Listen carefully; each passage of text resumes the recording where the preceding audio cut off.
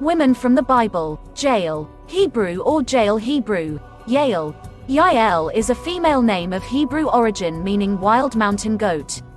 Jael is the name of the heroine who delivered Israel from the army of King Jabin of Canaan in the book of Judges. Who was Jael? Jael was the wife of Heber, who was a descendant of the same ethnic group as Moses' father-in-law, Jethro. Judges chapter 4 verse 11. Who was Jael? Jael plays an important role in the history of Israel's wars with the Canaanites, described in the book of Judges. Jael took a refugee in her tent, showed her hospitality, and made him feel safe, and then betrayed him by killing him. The killing of Sisera was a major act of betrayal by Jael. It was against everything she knew about hospitality, something extremely important to her culture at the time. However, she said, yes, at God's urging. Who was Jael? Jael killed Sisera, the Canaanite general of King Jabin, after escaping the battle with General Deborah Barak. Israel was at war with the Canaanites. Judges chapter 4 tells us that God sold Israel into the hand of Jabin the king of Canaan, because the Israelites were doing what was bad in his eyes. When the battle was wicked for Sisera and his troops, instead of dying with his men on the battlefield, Sisera fled and went to Jael's tent, because there was peace between King Jabin and Jael's husband, Heber the Kenite, Judge 4:17. When Sisera approached her tent, Jael went out to meet him, invited him in, covered him with a blanket, and, at his request for a little water, gave him milk. Jael was a mother to Sisera, promising that nothing bad would happen to him. Even before he fell asleep, Sisera instructed Jael to stand at the tent door and lie to any man who seemed to be looking for him, which seemed to agree, Judges chapter 4 verse 20. Despite this, once Jael saw that Sisera was fast asleep, she saw the opportunity to act and took advantage of it. What did Jael do? Judges chapter 4 verses 21 to 22 tells us, Jael, Heber's wife, took a stake from the tent, put his hand on the hammer, approached him slowly, and struck the stake on his temple, so he answered deep into the ground. Sisera had fallen fast asleep because he was exhausted and had died.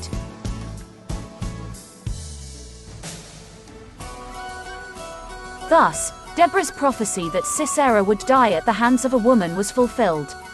Because of Jael's actions, the children of Israel won the battle for freedom against King Jabin and rested for 40 years.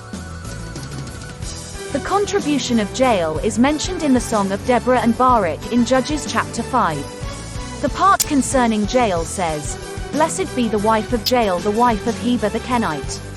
Blessed be she who dwells in tents. He asked for water, and she gave him milk. She brought him butter in the royal cup. With one hand she took the stake, and with her right hand, she struck the worker's hammer. He crouched down, he fell down and lay at her feet. He crouched down and fell at her feet. Where he crouched, he fell dead. Judges chapter 5 verses 24 to 27. What can we learn from Jael? We learn from Jael that we need to focus on what we have. Jael, in those circumstances, had no better weapon than the tent hook. She used the God-given resources in that situation, the tent hook. Jael had clear priorities. She took the tent hook and did what she had to do. Jael is a wonderful example of a woman who exercised her freedom of action, doing what she thought was right, according to her own conscience and discernment. What can we learn from Jael? From the example of Jael, we learn that we must choose what is pleasing to God and not get involved in keeping cultural rules and traditions. Our highest motive should be to honor God, not to keep our traditions. Jael did not kill Sisera out of personal anger or vengeance. The Bible tells us that the people of Jael, the Kenites, were at peace with the Canaanites. This meant that Jael should have been an ally of Sisera, but that reason for killing Sisera was to honor God. What can we learn from Jael? Her story shows how God can use anyone to accomplish amazing deeds for his glory. Jael chose faith over fear.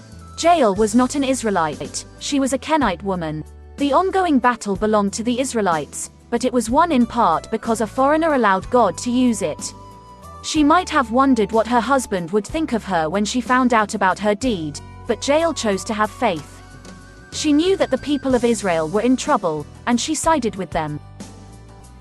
Morale: when God tells you to do something, don't wait for the perfect moment or the perfect tools. Even when we do not feel skilled, equipped, or prepared, we do not have to worry. He assures us that we can do everything. I can do all things through Christ which strengthened me. Philippians chapter 4 verse 13. God will see your ministry with what He has given you, and He will also compensate you with what you do not have. We are called to victory.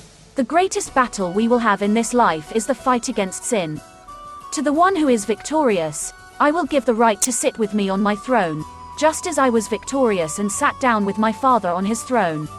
Revelation chapter 3 verse 21.